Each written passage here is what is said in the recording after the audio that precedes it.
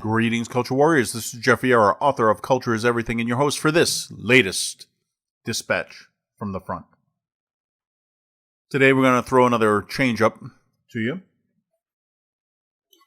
And the focus of this podcast has always been about culture and values, because the definition of a company culture that we use is the means by which an organization's values are communicated, understood, and lived by its members.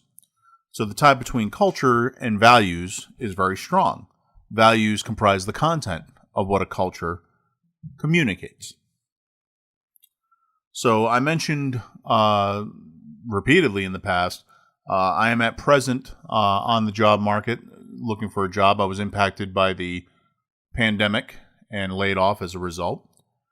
And so this has given me a chance to apply the principles covered in the book regarding finding a good culture fit for the next job. Because if you believe, as I do, that culture is everything, then what you want to do in such a situation as I am in is not to jump to the first thing that pays the bills, although certainly there can be a point where you get there, but rather to try and seek the best company that suits the culture that you thrive within, and to look for an opportunity there.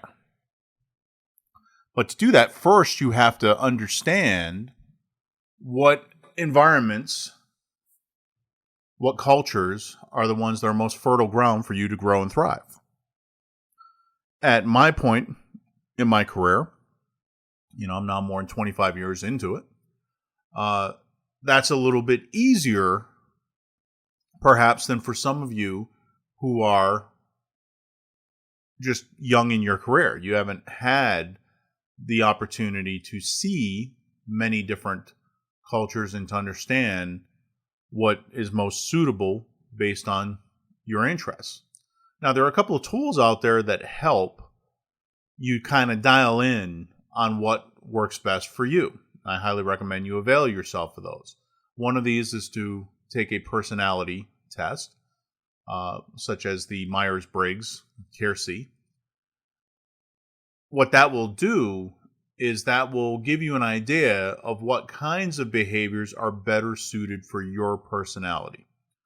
For example, I know that my own personality, rote routine is not for me. It is hell on earth. Doing the same thing day after day after day is not good for me. I start to get wanderlust. I need to do something new. I need to change it somehow. So roles which involve nothing more than caretaking, I stay away from. That's just a matter of personal preference. It's too much work, too much strain to try and conform my personality into those kind of roles. And again, if you're built differently, if you love routine, if you're built, say, like great accountants are built,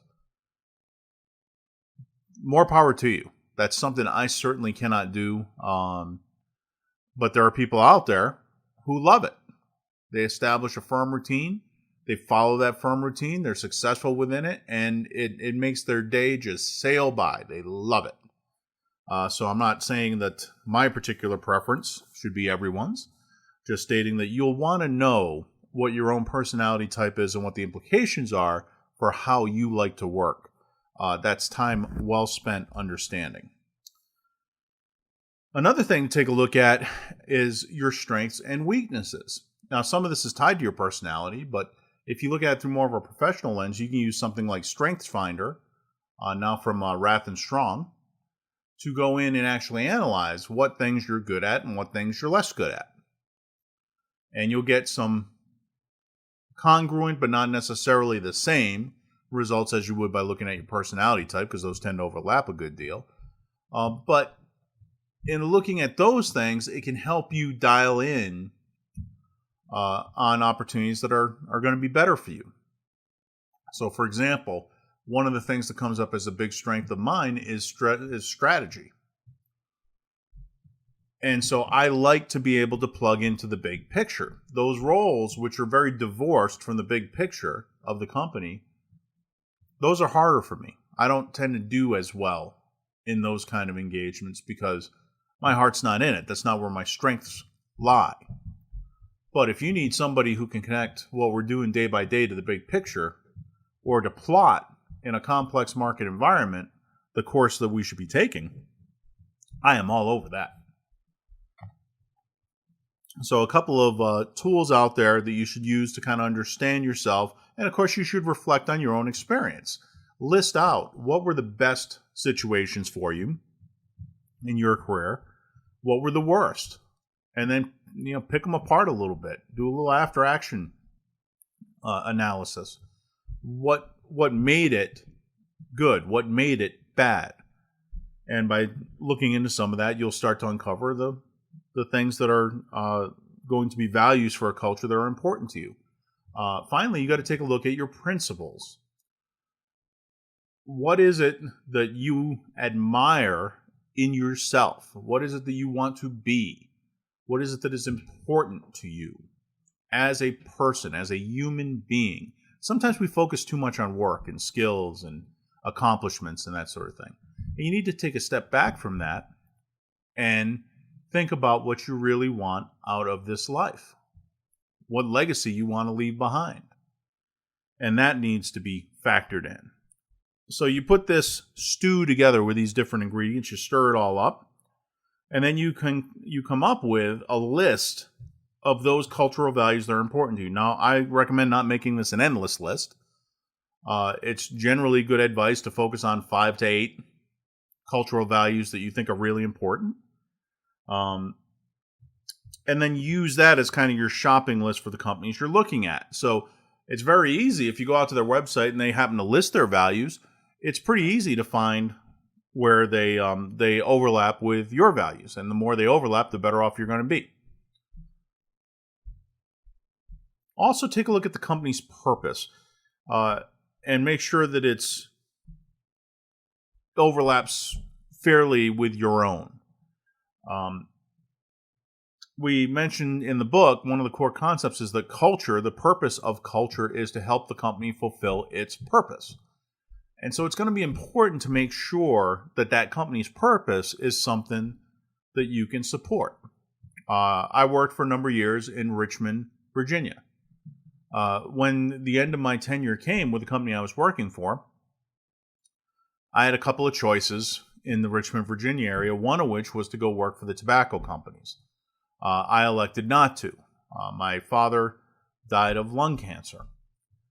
And it just wouldn't really sit right with me without some serious stretching to work for a company that produces the product that causes lung cancer.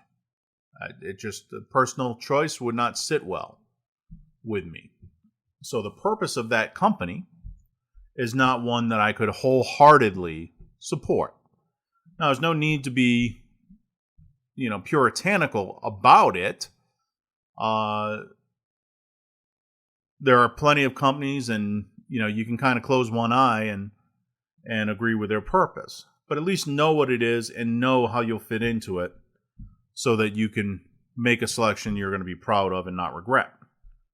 In any case, as I went through this work and kind of drank my own bathwater from the book, I came up with a list of cultural values that I'm searching for in my next company. And I want to make the case for these values potentially to be part of your lists. First and foremost, integrity.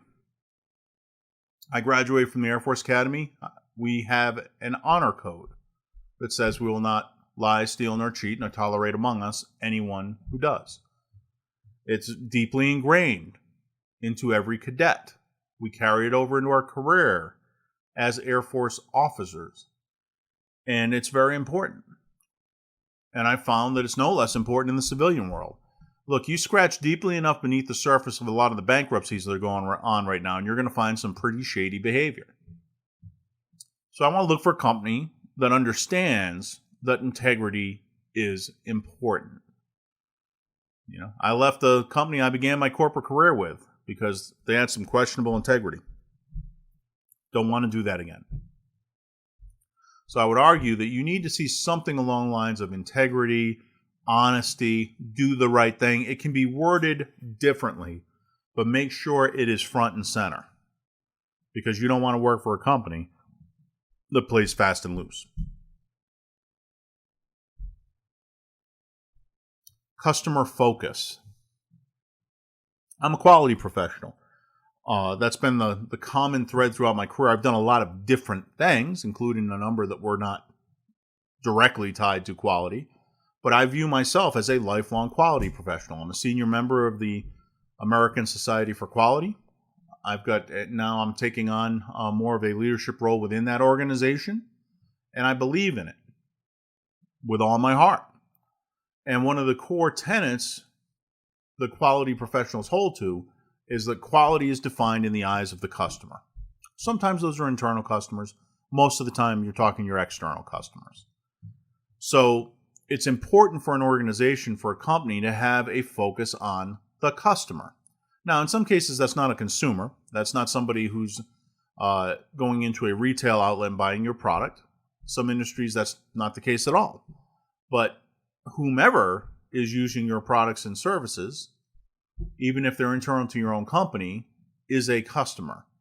And you should define the quality of what you're producing in their eyes. How useful is it for their intended purpose? So customer focus, very important. If you lose sight of the customer, you get a lot of bad things happen. We see in a number of industries today, I've used the phrase before in this program, get woke and go broke. What tends to happen is you get people who are divorced from their customers. This is particularly true within the entertainment and media industries. And they start preaching to their customers. They start firing customers that they don't want, fans that they don't like. And that is a loss of customer focus. You've lost sight of what it is you're there to do. You're not being paid to preach at people. You're being paid to provide some entertainment to them. And it's really starting to grate on a lot of people. I've seen the videos on YouTube complaining about this ad nauseum. Don't lose sight of your customer. That's the surest way to kill your company. Next big one, innovation. Now, a lot of companies will say that they innovate, but the proof is really in what they produce and how much it changes over time. I have innovation down because I am always on the front lines of change and always trying to do something new, always trying to do something better. That's part of what being a quality professional is all about. And so for me to thrive, we have to treasure change for the better. We have to always be looking for the next thing. You cannot rest on your laurels, as Kodak did when they invented the digital camera. Not many of you may know that, but Kodak, the film camera company, actually invented digital photography. And then they promptly sat on it because they said, we make our money from film. And that eventually drove them straight out of business. So innovation is important. The economy is dynamic. The markets are dynamic. Customer desires change over time. You have to be responsive to those changes, and that means you have to constantly innovate. Now, there are some types of people who do not like change and will not innovate, and that's fine. But I don't want to be part of those kind of organizations. I want to join a company that is there to make new things and deliver new services and constantly improve.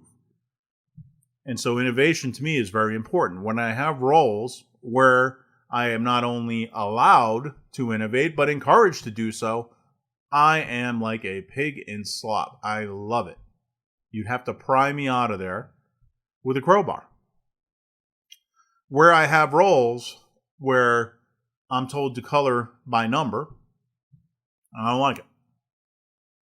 Number one, it wastes my talents.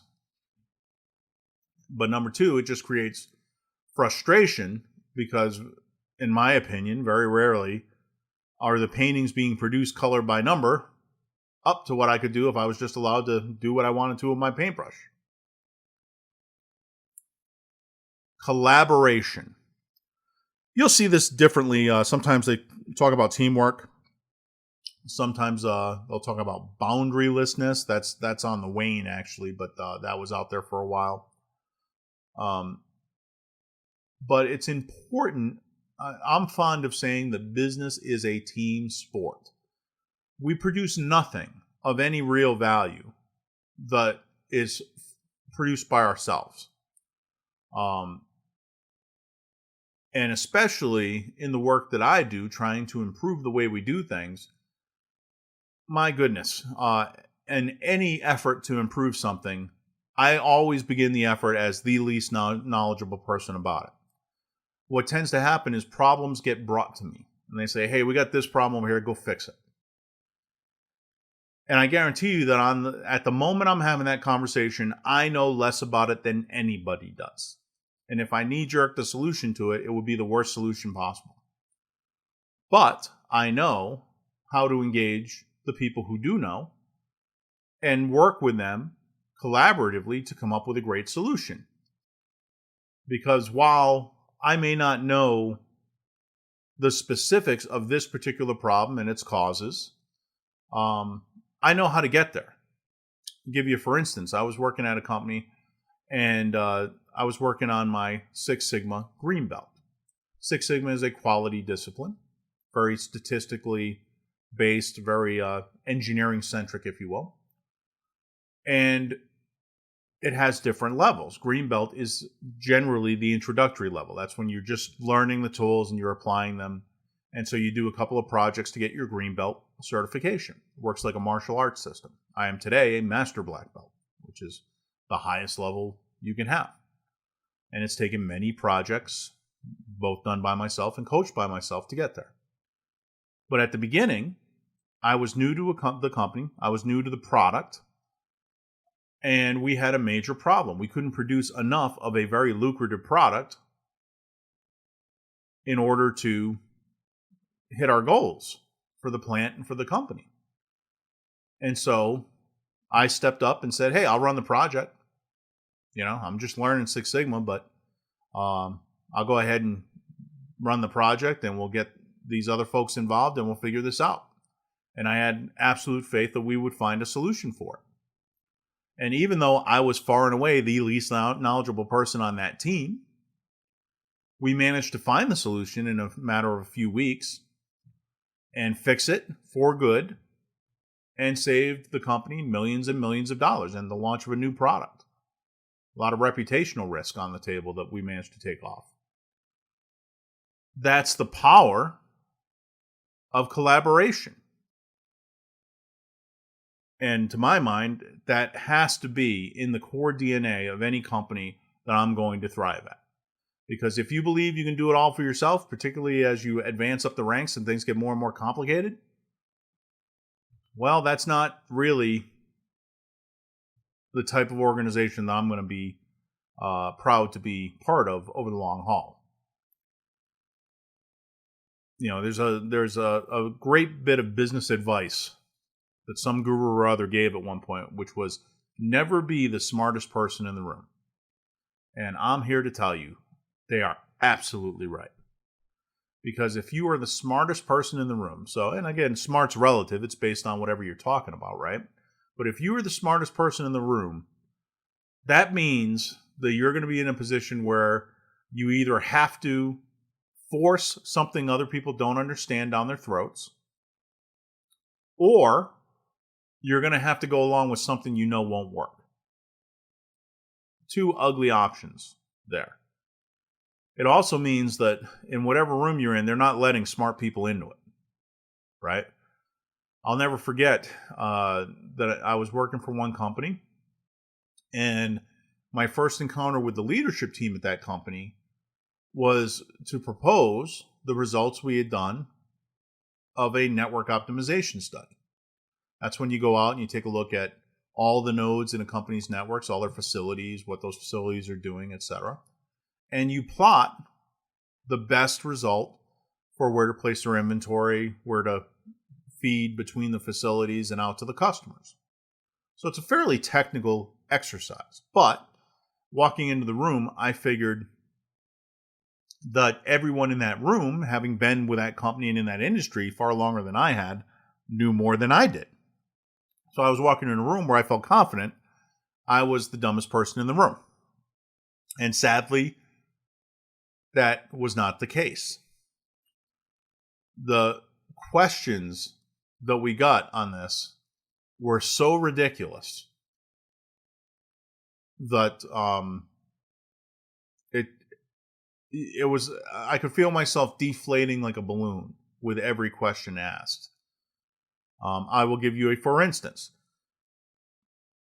I was trying to explain the underlying heuristic of the model, the software that we used in order to do this optimization. And so I presented a simple problem to them. I said, hey, we have a new customer. This new customer is located over here across the river from New York City. We have a facility here in central Pennsylvania. We have another one on the other side of Philadelphia. The facility on the other side of Philadelphia is 1 mile closer to this customer than the one in Pennsylvania. Who should service it? And it was a trick question, because basically everyone said, well, the closer one, figuring that would be cheaper. The closest one should service it. But when you factor everything in, including the routes that trucks have to take and how much time it takes to get in and out, and you've got the facilities costs, you've got labor costs, you've got all these, it's a really complex multivariate problem when you get right down to it. But the bottom line of it was that even though the central Pennsylvania facility was further away, it was still cheaper to service that customer. And my whole point was that that's the value using the software, because we human beings don't do well balancing all those factors in our heads. The software can do it for us, though, and give us an answer which to us at first looks counterintuitive until you look at the real numbers. And they could not get this, period. They said, no, we should still do it with the Philadelphia one. It's like, well, the whole point of the model is to find the lowest cost customer. So this is just one customer. We've got thousands of them. The idea is to constantly service them in the most cost-effective manner possible. That's the whole basis of the analysis, right? And then somebody from finance actually said, well, why don't we just make all the costs the same? And I said, well, are all costs the same? No. Then why will we do that? And I tried to change tack and asked, I said, well, let's look at all these facilities. When you're thinking about, think about it this way. What makes a facility cheaper than another facility to operate a customer? And someone shouted out leadership. I said, okay, we're trying to predict 5 years in the future here. Do you know who the leaders are going to be at those facilities in 5 years? No. Okay, then we can't model it. So if it's true that leadership is the key factor there, that's the differentiator. Unless you can tell me who those leaders are going to be and what they're going to be like, I can't really build it into the model. It doesn't work, right? So the conversation went on and on and on. When we left the conversation, my boss just sort of laughed and said, pretty disappointing, isn't it? And I said, yes, it's terrible. Now, there are a lot of companies where, for whatever reason, the leadership suite at the company may not be the smartest about the industry or the products, and that's fine. But the point is don't make the decisions associated with these kind of problems then. Farm it out to the people who do know this stuff. And there were very smart people, very experienced people in that organization. And we learned on a subsequent project to really include them up front and not allow that leadership team to kind of just freewheel, if you will. But collaboration is super important. That collaboration is the way you get the smart people, the people with the relevant knowledge, together to solve problems. And it's got to be in the DNA of the company. Lastly on my list, efficiency.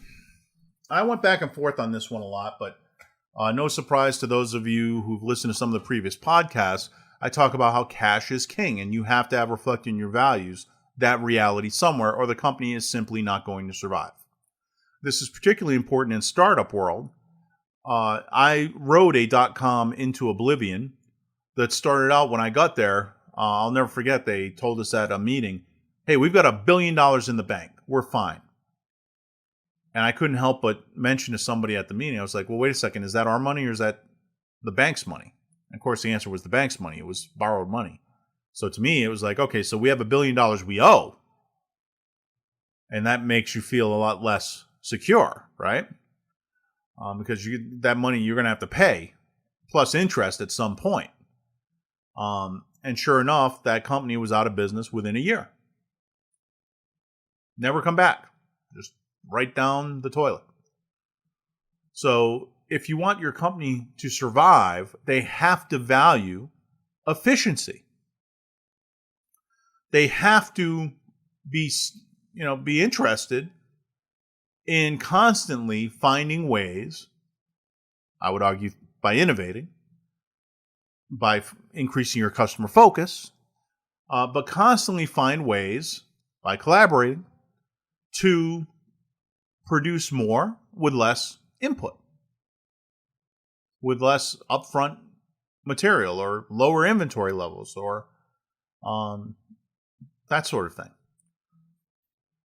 And if you do that, and you do that well over time, then your business is going to thrive. And if you don't, your business is going to fail. So to me, when I look back on my career, those companies which have scored well in terms of integrity, we do the right thing, we don't reward dishonest people, those businesses which have done well in terms of fostering an environment of true collaboration, where we work together to achieve the common purpose, where we do so with an eye towards customer focus. So the customer and their needs always come first. They're front and center. We will move the organization on a dime to better suit the customer. Where we innovate, where change is not a bad word, where the status quo is, and where we consistently strive for efficiency. The companies that score well in those categories, for me, are the ones where my strengths have been the most highly leveraged, where I've been the most engaged in the work of the company, and where I've thrived. And those companies, those organizations, those teams, where they scored the worst in those categories, those have been the ones where I have fallen on my face or I have headed for the exits as soon as I could spot one. And so as I go out and look for companies that I want to spend the rest of my career with, I'm really not looking to jump companies, jump industries, gain more experience here or there. I really just want to find that company that I can spend the last third of my career working for and making better. And that is my shopping list. In terms of purpose, there's a couple of things that factor in for me that I'm looking for. The common thread of it is I really want to work for a company that does something to improve human dignity and happiness. Dignity, because I think we've gotten to a point in the United States of America where we have really a caste structure ossifying here. I've talked about it before on this podcast, which is one of the warning signs that I see with a company like Amazon, for example. where you have the people who are doing the work that's most essential to the company. In Amazon's case, it's those warehouse workers. They're moving the product from point A to point B. That's the only way it gets in the hands of the customer. It's the only way orders get fulfilled, is those people really working their butts off day in and day out. And yet they are treated so poorly and viewed within Amazon as having such low potential. And I think to myself, I've got 4 children. I've got 2 sons, 2 daughters. And I look at my kids and I think to myself, my God,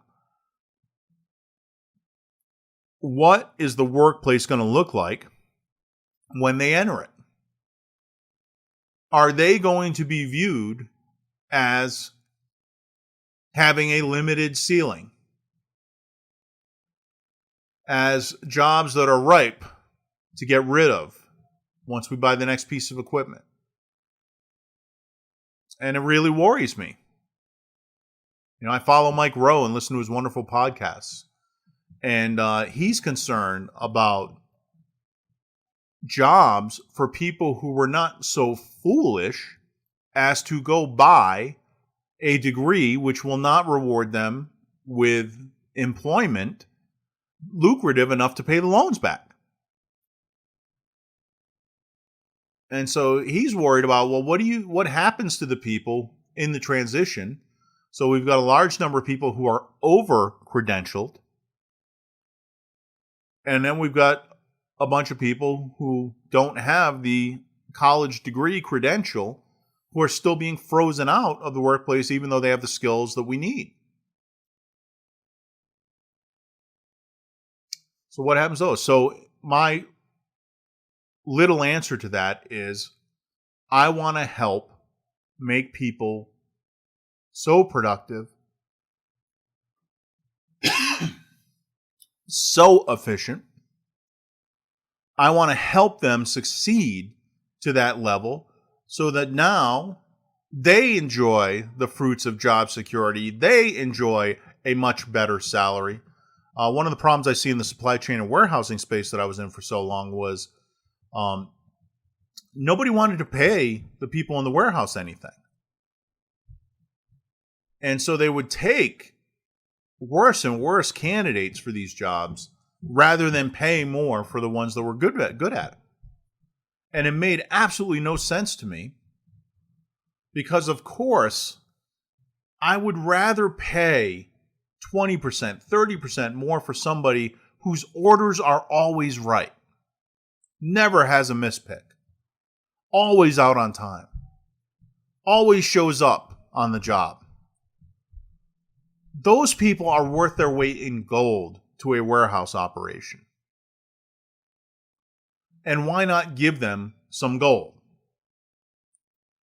Because I got news for you. Whenever you're getting somebody who's got a dubious background check, you're going to lose money, probably because they're stealing from the warehouse. That's a very common problem in warehousing. You've got people who don't show up. They just don't come to work, disappear, and then reappear. So it makes it impossible to plan your night. And most of this work does happen overnight. You've got people who, when they work, either if they produce at speed, it's with a lot of errors, which ticks off your customers, or they produce so slowly that you're not getting the value out of it anyway. So it makes no sense to me to staff up with people who don't want to do the work for whatever reason. But the prevailing thinking is pay as little as you can for it. And there's a revolution that's underway in supply chain wrought by e-commerce, by a lot of the sourcing decisions that are being made, by emerging technologies, by the evolving cultures of these companies. There's a lot going on in the supply chain and logistics world these days. And ideally, were I to continue with that industry, and I would like to, ideally, I want to be part about taking the warehouse worker, the dedicated person who makes that happen, that person who's out there delivering off the truck, that person who's out there pulling things out of the racks or out of the pick module or, walking the cases down, whatever. I think that I can help them to absolutely crush their numbers, to be successful, and to rightly gather more of the benefits of their success to themselves. That to me is what I mean when I say, hey, the increase of human dignity and happiness, because I can very easily see my children passing through those roles at some point. And I would like them to be able to be successful and enjoy a life where they can provide for themselves accordingly.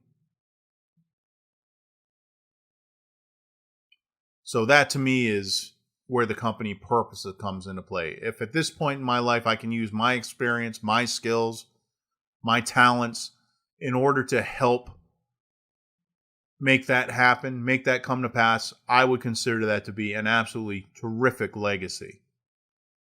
A career well spent. And with my background in quality and Six Sigma and Lean, it would certainly be a test of my abilities in order to help make that sort of thing happen. I've hung out my shingle as a consultant. That's part of the work that I'm hoping to do as a consultant. So whether it's full-time with a company or whether it's just using this guide to kind of guide how I work with clients, now I have kind of a blueprint. And I would recommend for any of you out there, if you haven't picked up a copy of Culture is Everything, do so. It's available on Amazon. So if you go out there, you'll find a Kindle edition for it. You'll find a paperback edition for it. And both well worth your time. Please do check it out. And give a little thought to what might suit you in terms of the best company culture, the best team culture, or organization culture. What would help you thrive and grow, and how can you use that information to your advantage? In an upcoming podcast, I'll show you what I'm doing with that information. But for now, just remember that, hey, the job market is brutal, and job search is certainly taxing, but culture is everything. Have a great day.